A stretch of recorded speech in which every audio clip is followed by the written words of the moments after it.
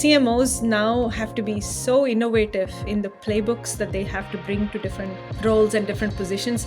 Nothing is ever the same. I just wrapped up an awesome interview with Kady Srinivasan. She is the CMO at you.com. We had an awesome conversation about her career story, but most importantly, what's happening right now in AI and marketing. Every day things change in the AI world, especially on that LLM infrastructure world. Things are changing crazily. Every hour it seems like things change. She has been at a bunch of different companies across different industries and different personas. So it's not just the same B2B marketing playbook over and over again. She's driven explosive growth at companies like Klaviyo, where she led them from 150 million to 600 million ARR as their first global head of marketing. She doubled Lightspeed's market share through a bold ICP pivot. Yep, you can change your ICP even after you've gone public. She's seen a bunch of IPOs, and now she's doing it all over again at an AI-first company called you.com. We are basically an AI infrastructure company, the company that helps you provide you with all the different layers of things that you need in order to build an agent, a set of agents, and be able to deploy those agents across your entire enterprise. If you're into marketing, which you are because you're listening to this podcast, you want to hear from an awesome marketing leader and hear thoughts about what's actually happening in marketing and AI, you're going to love this interview. Here's my conversation with Kady Srinivasan. 1, 2, 3, 4. Exit. Kady, super excited to have you on. Thanks for hanging out with me today. Hi, Dave. Nice to hang. Yes, thank you for having me. This is awesome. I'm sure a bunch of people that are listening to this will know you, but if you and me, we're at a dinner party, we're going around the table. What is the 1 minute introduction of who you are and what you do? I think the 1 minute introduction is I'm a failed software engineer turned reluctant marketer. And I can talk about why all of those things happened. And I've been in this marketing space for many years. I have done a lot of different things, both from a different business model perspective, as well as like the kinds of B2C versus B2B. So, and the biggest question for me is, every single job, every single year, it's like, oof, this is a whole new era of marketing that I have not been exposed to. So it's been kind of fun. Okay. And then just company-wise, so you spent time at Dropbox and Klaviyo. Can you give us the kind of replay of your tenure in as a marketing leader? Yeah, absolutely. So I won't go into a lot of the details. So when I started off my life, I was honestly, I was a software engineer. I was one of the worst software engineers you could ever find. Thank God I kind of made this switch to go into business and marketing. Initially, I started my career doing B2C marketing, if you can believe that. I was selling face creams and bread for Walmart, that kind of stuff. And then realized, okay, that's just way too long of a cycle and I need something faster. So I transitioned to games. I was in a bunch of gaming companies, Ubisoft, Electronic Arts, and I still am today the coolest mom amongst my son's friends. I love that. What makes you the coolest mom? You say, how do you what puts you in that? What do you do that's so cool?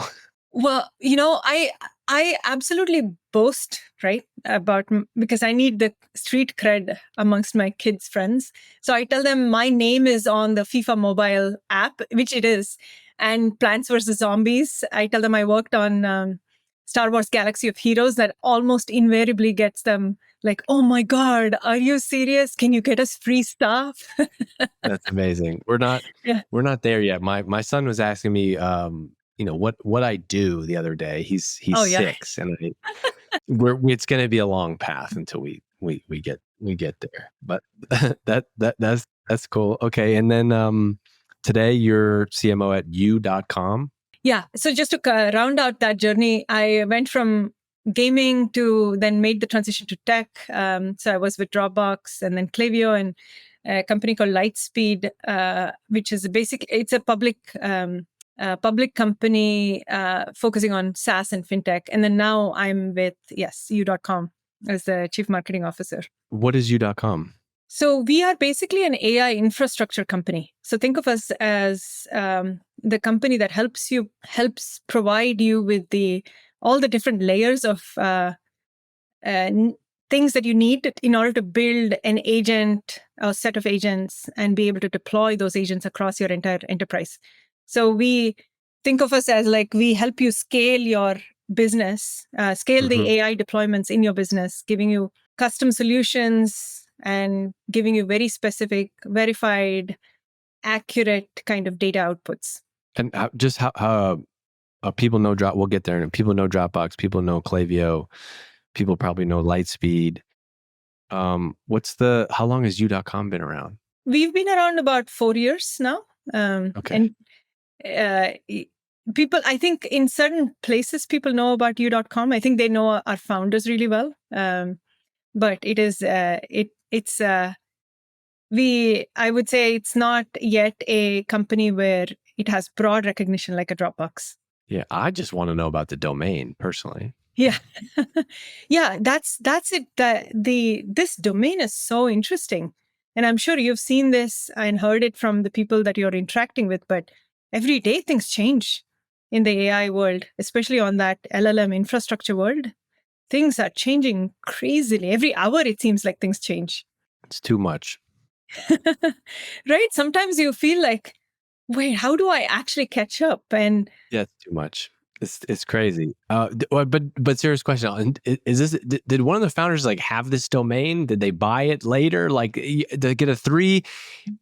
One of the hardest parts I think about building a company today is that all of the good words and brand names are taken, and then you either have to like spell something in a crazy way, or you have to do like a .io or .ai. And so when I saw you, like when I saw Kady and she's CMO at this company, I'm like, U.com, that's crazy. That's like a 1999 like type of domain. Yeah, actually, funny story is Mark Benioff owned this domain, and Richard Socher, our CEO, he used to work for Mark back in the day. He was the chief AI scientist at Salesforce, and when Richard wanted to start his own company, I think Mark gave this as a parting gift to Richard.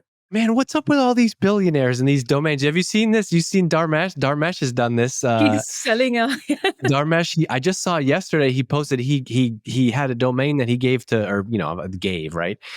He had a one for Perplexity. Before that, he had the domain chat.com. Like these guys have been. This is a genius move. They've been squatting on these domains all these years. That tells you how visionary some of these folks are, right? Like just I know. Well, then me, like I think I have a great idea, and I go like to GoDaddy and look it up, and it's like I've never like, oh, I got a domain, and then I go look it up, and it's not taken. I mean, it's always taken. It's always taken. I know.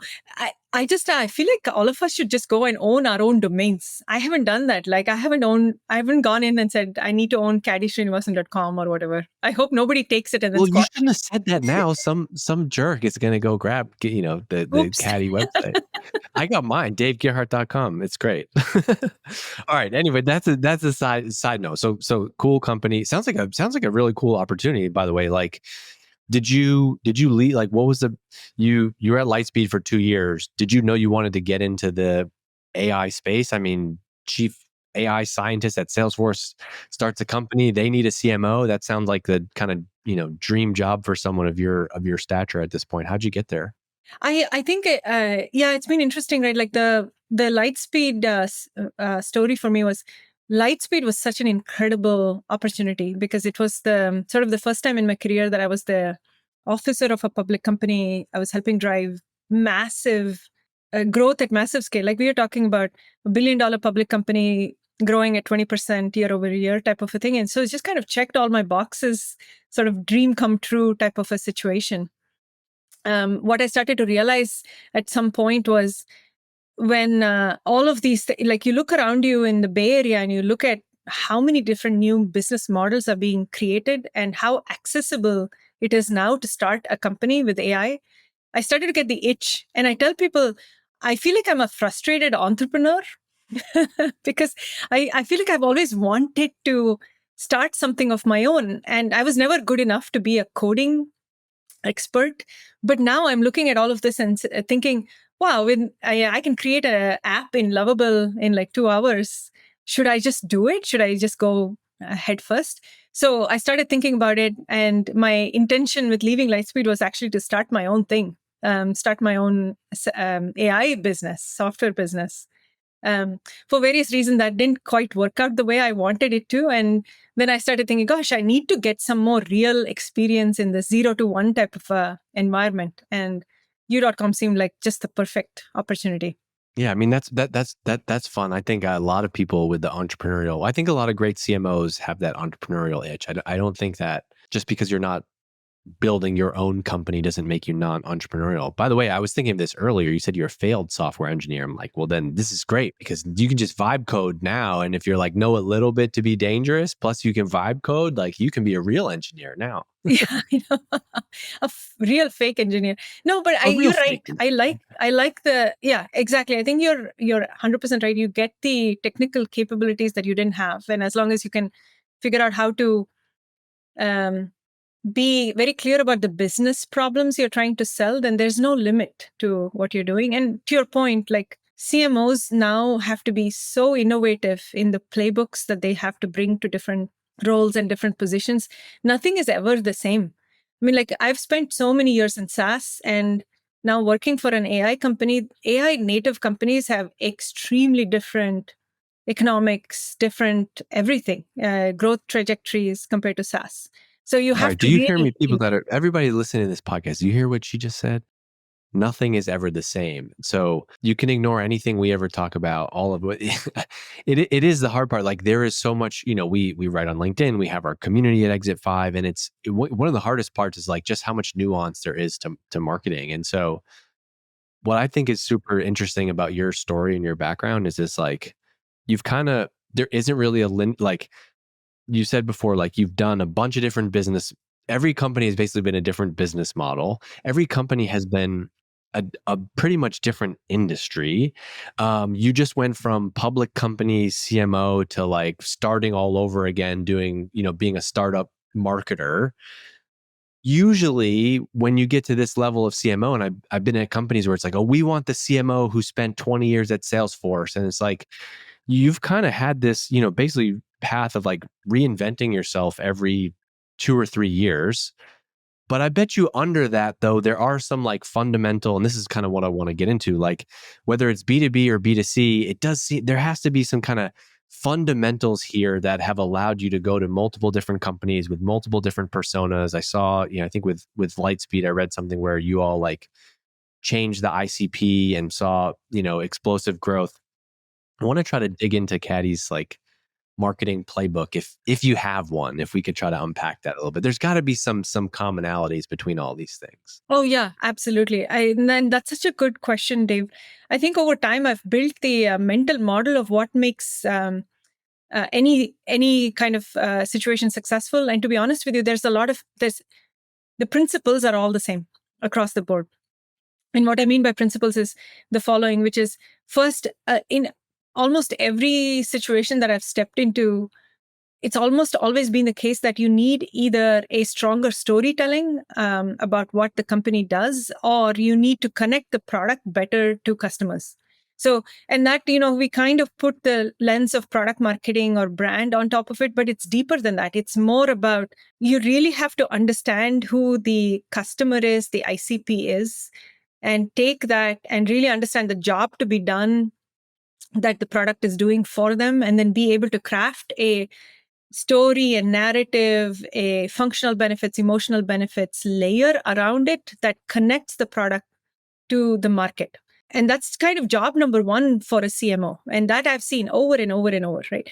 The second thing is a lot of companies, particularly SaaS and now AI companies, they either have an inbound motion or an outbound motion. And of course, like a partner motion. And the split between inbound and outbound and partner varies across the board. But they're usually the three big things that source demand. And as a marketer, you need to know what you need to do to support those three motions. How you support an inbound motion is very different from how you support an outbound motion. For instance, you support an inbound motion by making sure that you are driving paid ads, your website is tip-top, you're doing SEO and now GEO, things like that. How you support an outbound motion or a field motion or whatever flavor that is, it's about sales collateral, enablement, training, making sure the sales teams are focusing on the right market, etc. So there's that second portion of demand creation, demand generation, depending on the model. Okay, so depending on the model, right? And the nuance there is like that's not necessarily like up for you to just decide. It's like this is where the company strategy and how the company has what philosophy the company has, right? Like it's not just like you sit in the marketing room and you're like, well, here's how we're going to go to market. Like that happens at a strategic level, whether you're going to be high volume inbound, right? The initial like Dropbox PLG model is going to be different than probably what you were doing at Lightspeed. Can you just talk to Yeah. that about like how so much of the marketing, so much of the success of a marketing org really comes back to like how much are we clear on the strategic piece of this? Yeah, exactly. So you hit the nail on the head. I think it's as a marketer, it's easy to sit back and say, I'm going to help execute the company strategy and go and do the things the company's already decided to do. I think the difference between like maybe a head of marketing or VP of marketing and CMO is the following, which is a CMO is helping drive the company strategy, thinking through, to your point, where do we play? How do we win? And what are the motions we need to put in place? What is the white space on the product side? What is the category we want to create?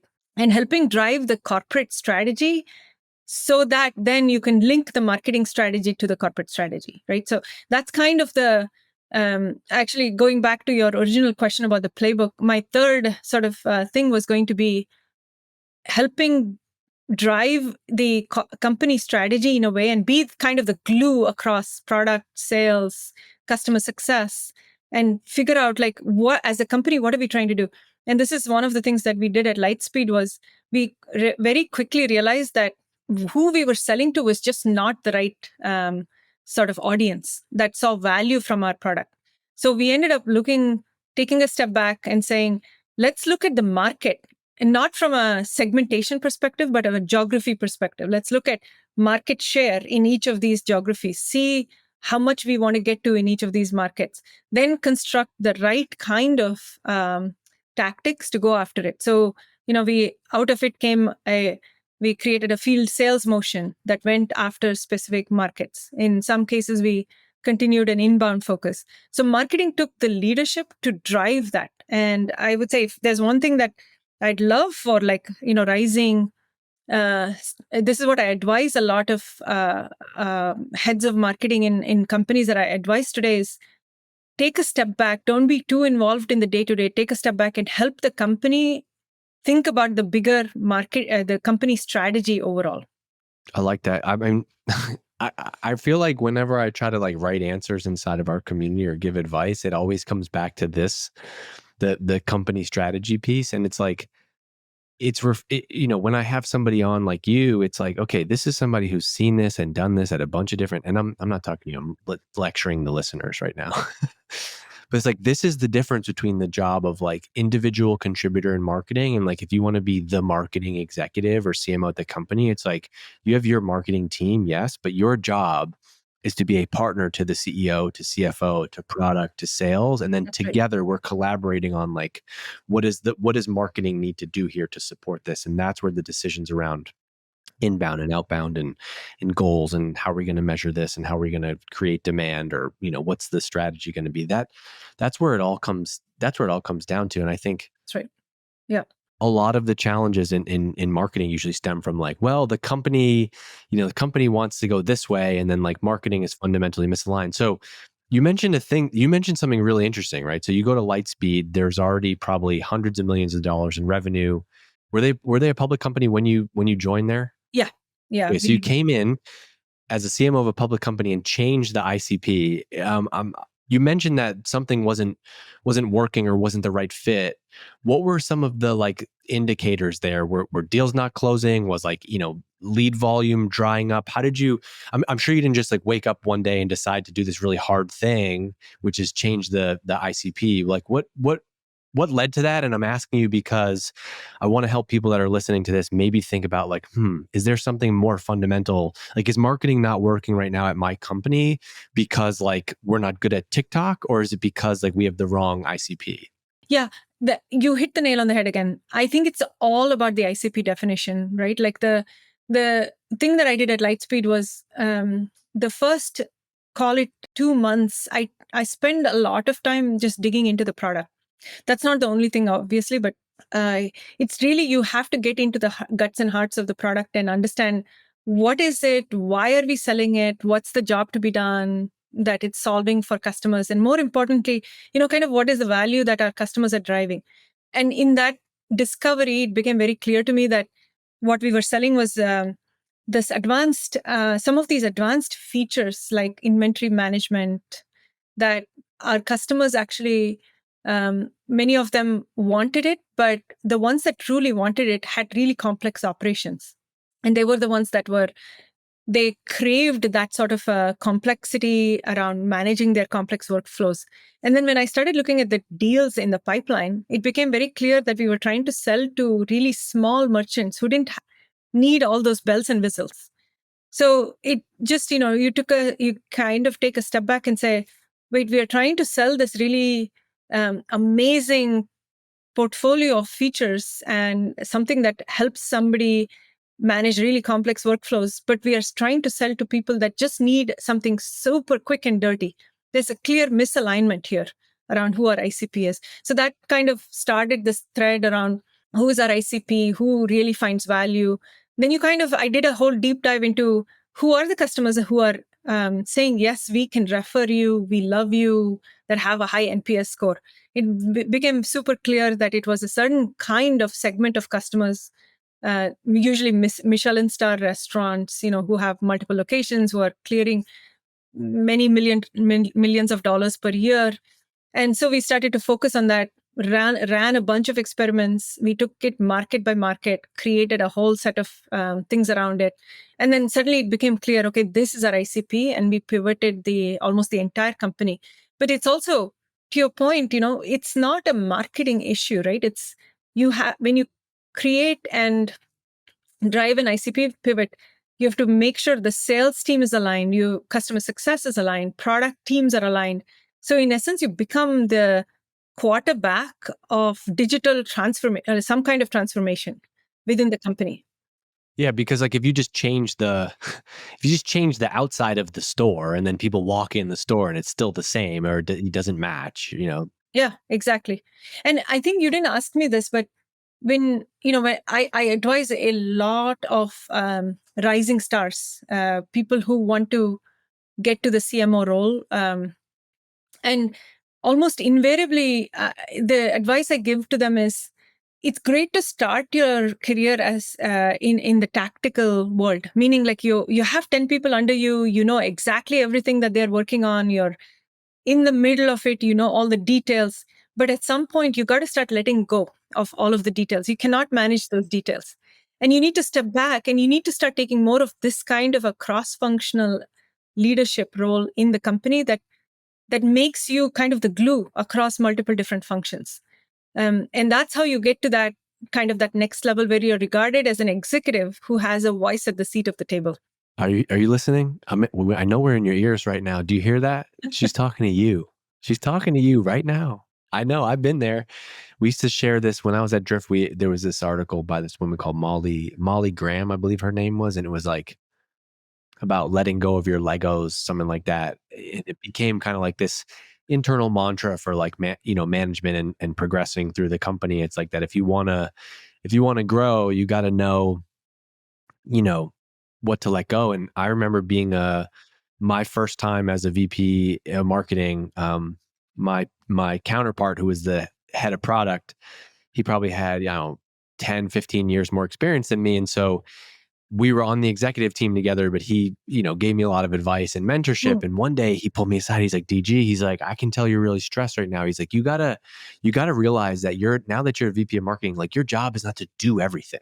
You know that, right? I'm like, yeah, but like, I got to show my worth. And he's like, no, your job is to like coach your job is to move back to you making video games. Like you're the controller of this video game that is marketing now. And that was a huge moment to realize like, yeah, you're right. I can't, but I still always struggle with the like, see something go out and I want to go change it and realizing that just because it wasn't done my way doesn't mean it can't be successful. Yeah.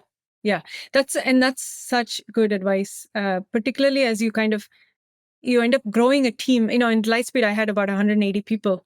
There is no way you can keep track of everything that everyone's doing, right? It's just impossible. So you need to know not only how to let go, but also you need to know how to set the right principles and the vision so that people know what you want to get done or how you want to get done. And then at that point, you need to give people the autonomy to go do it. Yeah, that's almost like step one is like accepting the fact that like, okay, I got 300. There's just no way I'm ever going to be able to keep up with all this stuff. And so, yeah, what systems do I need to be able to do that? So that's right. Yes, systems is a good word. Yes. yeah, let's keep going. I have some stuff that I want to circle back to that you mentioned, but I think this is a good topic for this audience right now. So how do you then like what systems do you set up, or what have you learned now? Like, so you need to have the flow of data back up to you.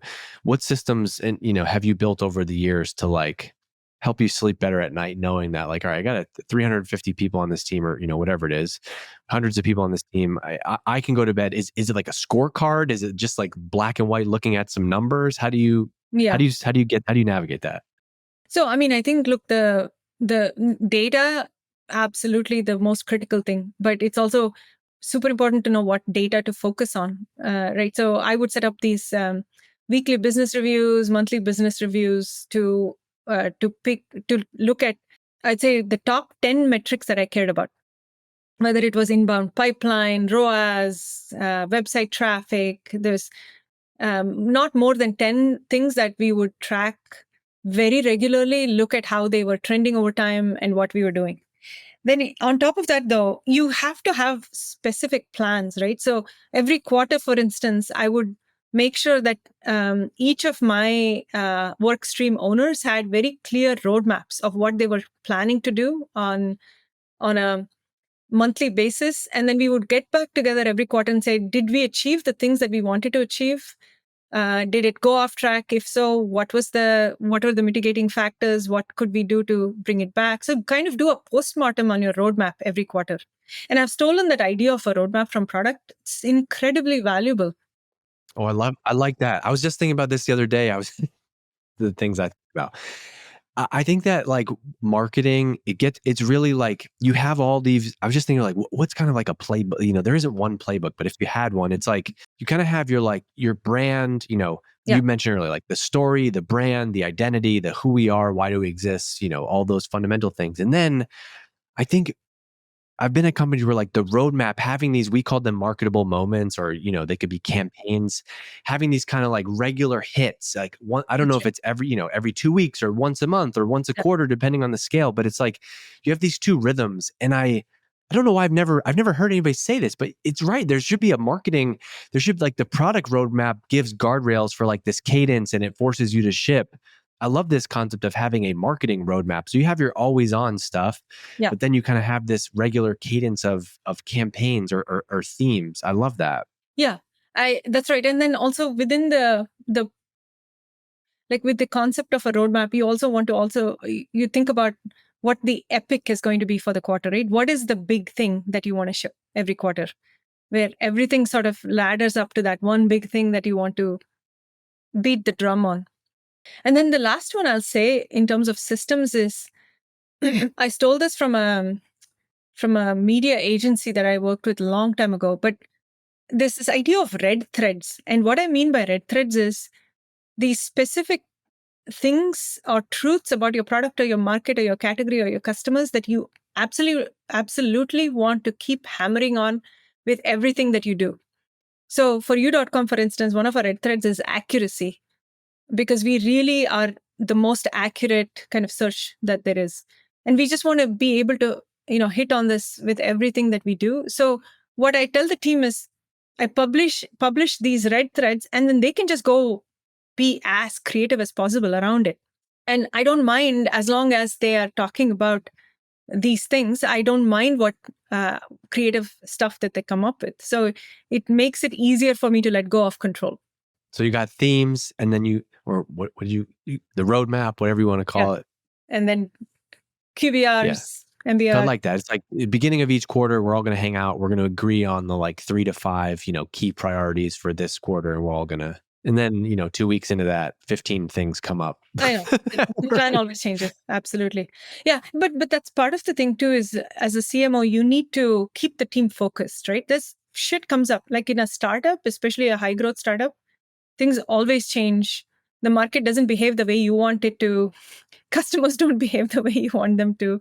And it's your job to know when to continue the focus versus switch and be agile and pivot to Mm. something. Yeah, that's a gift and a curse of mine. Like I'm willing to like blow up everything tomorrow. That's awesome. But Yeah. I have a hard time, which is a good thing at sometimes, but it also means like I have a hard time, it drives my wife nuts. This is why we're good together. But I have a hard time being patient, at the same time. Like, and Dan, who's my business partner at Exit 5, like he will push back on me. We're a small company, but it's a good example of what you're saying. He'll Yeah. push back on me because what we'll do together is we'll agree on the priorities right now. And so Yeah. then when I have some other crazy idea that I want to do, and I'm like, why are we doing this? We're not moving fast enough. He'll sit me down and be like, okay, how does this like stack against these 4 things that we agreed to? And I'm like, well, I wouldn't put it ahead of any of them. And it's like, okay, then there's your answer. And it's like, work, just like life, it's almost about like it's accepting the fact that we're not going to be able to do all these things. And this is a lesson I learned the hard way also. It used to drive me nuts when this would never happen to you, I'm sure, but the CEO will send you like, why are we not at this conference? And you're like, I don't know, we should have been there. And over time you learn like, well, because we can't be everywhere, we're doing this and this and this. And it's just, that's part of the game, right? Everything can work in marketing. We've proven that out. TikTok works, events work, direct.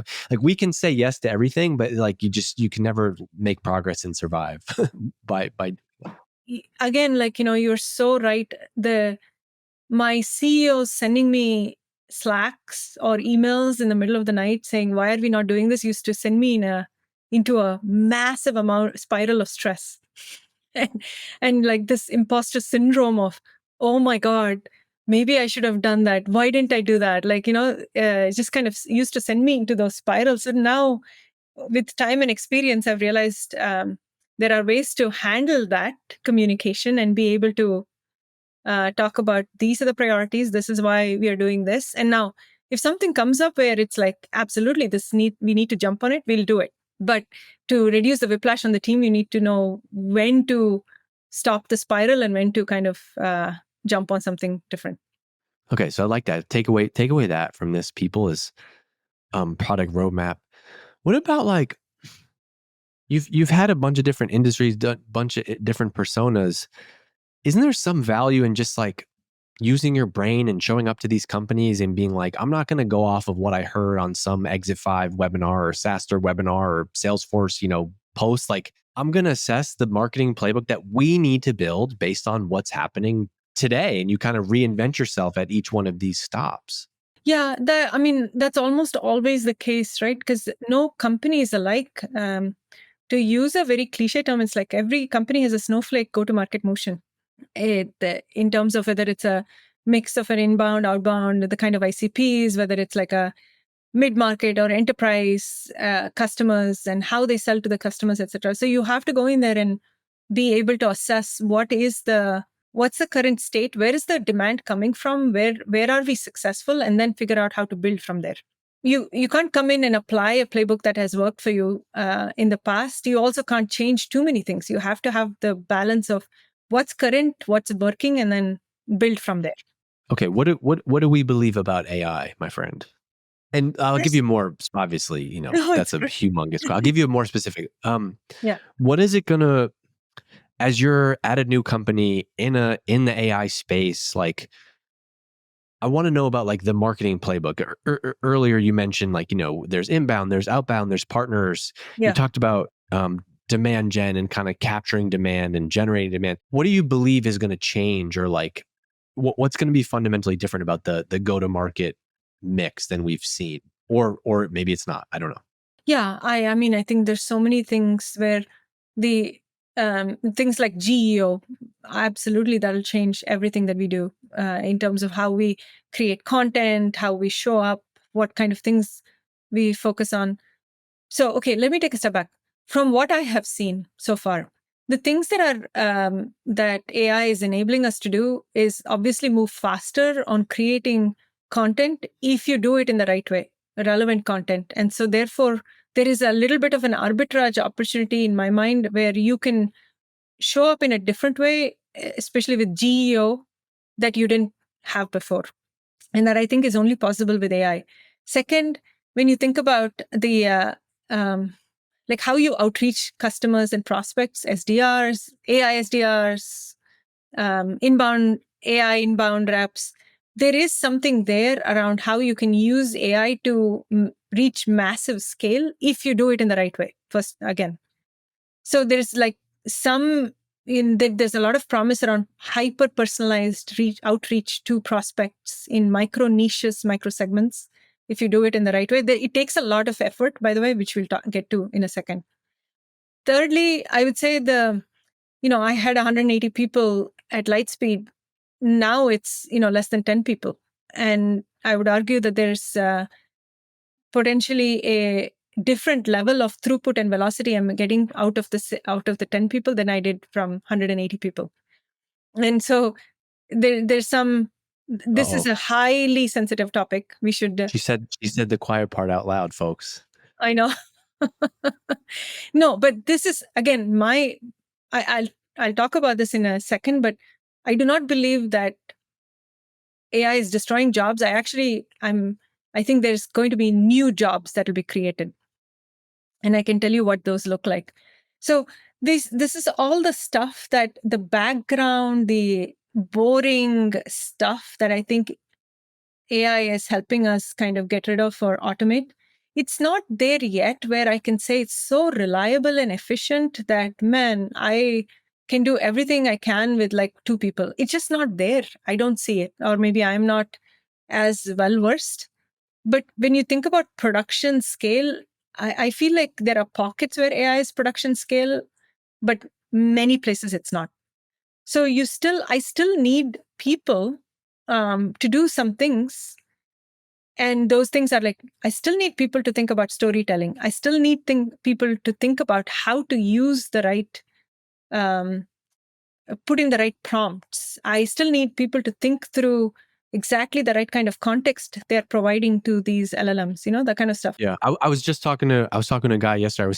I was in the pool with my kids, and this guy said, "Are you Dave? I know you from LinkedIn." I'm like, "Dude, this is amazing. The power of social media. We're in Vermont. I'm in a pool." And this guy, anyway, he's the founder of a healthcare company up here. And we were talking about this, and it's like, it's not like you still have to be funny and creative. So like I've been messing around with this, VO3, Google's, video generator, right? And it's like, I've gone through a bunch of threads on X of people who have made these amazing, hilarious videos with them. Yeah. And I think that is still the variable for success there. It's like, oh, it's not just like, oh, you wrote a prompt. It's like, no, you had the idea, you explained the idea, you had the funny story or great example, and then you use this tool to like create the video. That is still a hugely important role for a human to have the nuance to make that thing funny and exist, right? No, and absolutely. And I think the strategy, the clarity, the ability to structure your thought process, all of that stuff is, you have to bring that. AI is just going to amplify garbage thinking if you let it. And so I think it's, so here's my take.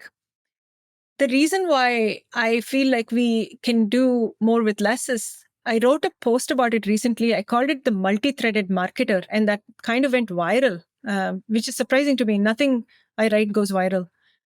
That this idea. I'll help you out. I have a special button. You just press it. I'll share it. Awesome. You're so kind.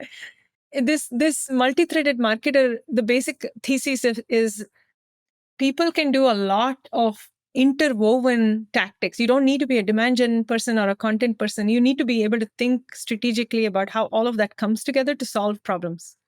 Now, my thesis for AI and jobs in marketing is the following, which is we'll need higher and higher levels of multi-threaded marketers as we go forward. I don't think people need to worry about jobs as much as think about what are the new skills they must acquire to operate in a new world. I'm right now hiring a prompt marketer. What is prompt marketer? Well, it's actually a person who can come in and help build agents that make us successful within marketing.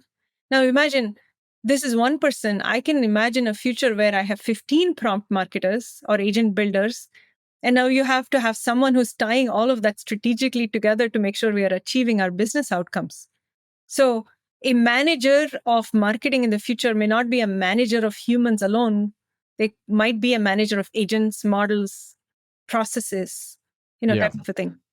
I think that I think that the thing that's exciting to me about that is like I love I love the marketing. I don't love the internal politics and nonsense. I love the having an idea. We all got excited about this idea. We want to create that and bring it to market and get it, get a response. And I think what's cool is like I think the future looks like each one of us in marketing being closer to like full stack marketers than ever before. I can make videos, I can edit, I can, write some code, I can make graphics, I can do all that. That's not to say that we don't need designers. It's similar to like, vibe coding and stuff today, right? Like if you don't actually know how to write code, like you're not going to be able to just like make an app magically using one of these tools, right? You're still going to need to get that, get it over the finish line. I think the same is true with great designers and, like great artists. But that's what's fun is like there's not so many handoffs anymore. Like I can do way more just on my own with technology, which is pretty exciting. Yeah. It amplifies your creativity and your intelligence if you do it in the right way. Yeah. Man, you've had some good quotables in this one. You're on your game today. So there's kind of three. So I took about, so there's kind of three themes on AI then. It's like content, this AI SDR hyper personalization stuff, and then the ability to do more with a smaller team. Can we go back to the content and the like hyper? So let's talk about each one of those just briefly before we wrap up. The content and the AI SDR piece. So what is it about content that you think marketers can be using AI? Because I hear you on one side. It's like Angel, like I hear both sides of this. Like I believe that too. But then also you just said this amazing line, which is like AI is going to amplify garbage if you let it. And I think that when people think of AI and content, we kind of still think of this like first wave of AI a couple of years ago where it's like, oh, look at this kind of like crappy blog post I had ChatGPT generate. So what do you think is exciting about AI and content? I think it really truly helps you. Well, let's take a step back, right? Like where take a simple example of market research. In the past, we would spend maybe $100,000, depending on how much budget you had, to go after very specific segments, do market research, do panels, do X, Y, and Z, and then try to figure out like why they're buying, what they want, they prefer, etc. All of that now you can do with things like Relay. I think it's called Relay app, or just a bunch of those. So you can get insights in minutes. Now, they may not all be perfect, but it's directional enough that you can start to do stuff. And so it's similarly on the content side. If you are, if you do it in the right way, if you're really creating the right kind of prompting, you have the right, you're asking the right questions of whatever LLM or tool that you're using, you should be able to generate a really clear, good piece of content that's factual and that's, citable and that's built for LLMs. It may not be built for humans necessarily, but it is built for LLMs that will help you in your overall SEO, GEO efforts. And that's the kind of the promise of AI that I find very exciting is you can create those and you can make it hyper specific. So like, let's say, for instance, you are selling to CFOs, right? Not all CFOs are alike or have the same kind of problems, but you can literally pick and choose segments, micro segments of 50 CFOs at a time and be able to create very, very specific, highly personalized kind of things for them and be able to show up when they're looking for information for you or be able to get in front of them. And that's the promise of content that I really like. Now, you have to put in the effort, though. It's like elbow grease. You have to put in the effort to come up with the right prompt. I remember at Lightspeed, we went through like 50 iterations of a prompt before we got to a point where we could generate blogs that had taste and that had the quality that I was looking for. And now it's much easier to do that. You don't need to go through 50 drafts, but like we are talking about, the more effort you can put into creating the prompt and using it, the better off you are in the long term. Yeah. I think that's also become fun. It's become like the art of marketing is like in the brief, and it's like if you write a better brief, you'll get a better output. And now it's like, okay, I might be working on a deck or something, and I might spend, an hour refining my prompts, and then I'm going to get multiple hours of output. But if I just like, quickly write something in, I'm not going to get the same. But if I really do my research and spend the time and like master the prompt, I mean, it's getting crazy though. I mean, like I kind of have just been riffing. I haven't used any of these questions, but just like I like to mess around, and I wrote this long prompt last night, like to do some prep for you with deep research as an example. And the output is amazing because it like went to the you did something with SaaStr, and it went to SaaStr and got the transcript of that and read the interview. And then there was something about, from Lightspeed. And then there was something else that came up from LinkedIn. And so like I have all these sources. Yeah. F2VC, Signal Partners. You did something with Tom Tungus, SaaStr.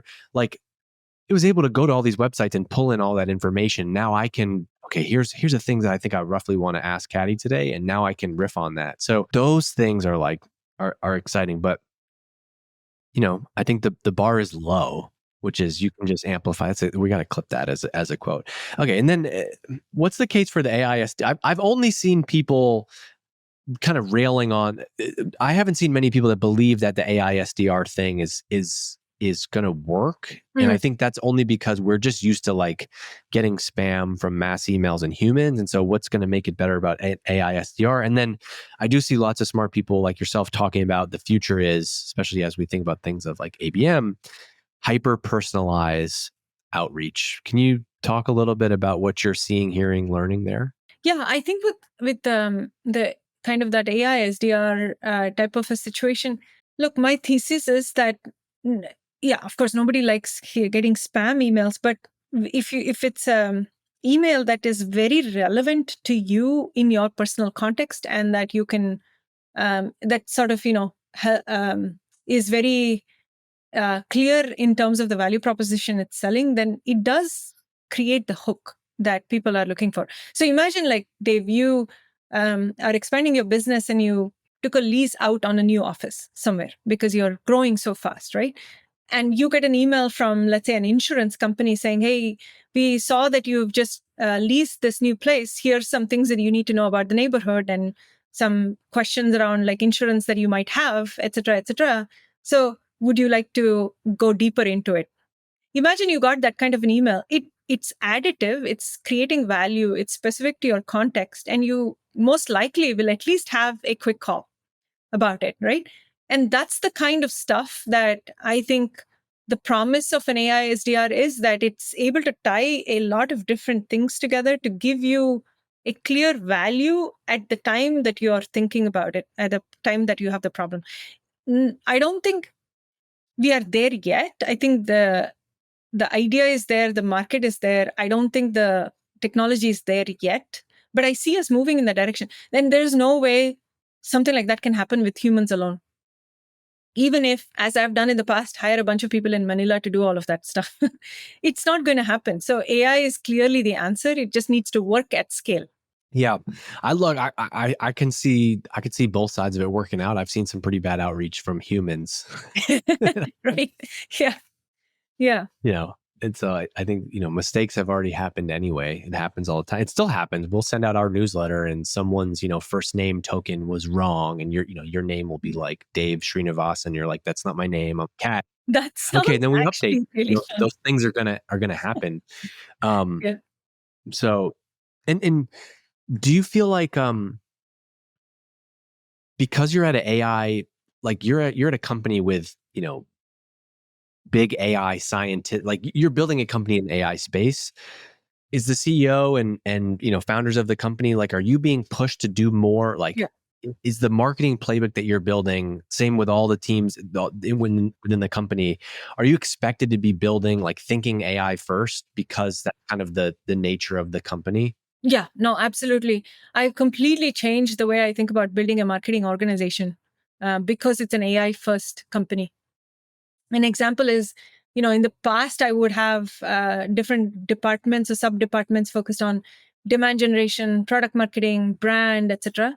Here, I've completely reorganized it to focus more on outcomes. So I have an inbound work stream, I have an outbound work stream, I have a communications work stream, and they all cross a number of different lines in terms of, inbound, for instance, is thinking about website and demand gen and content and lifecycle marketing, all that kind of stuff. Outbound is thinking about events. So because of the nature of how quickly we can get up to speed on different things, I've changed the org. I've focused on outcomes.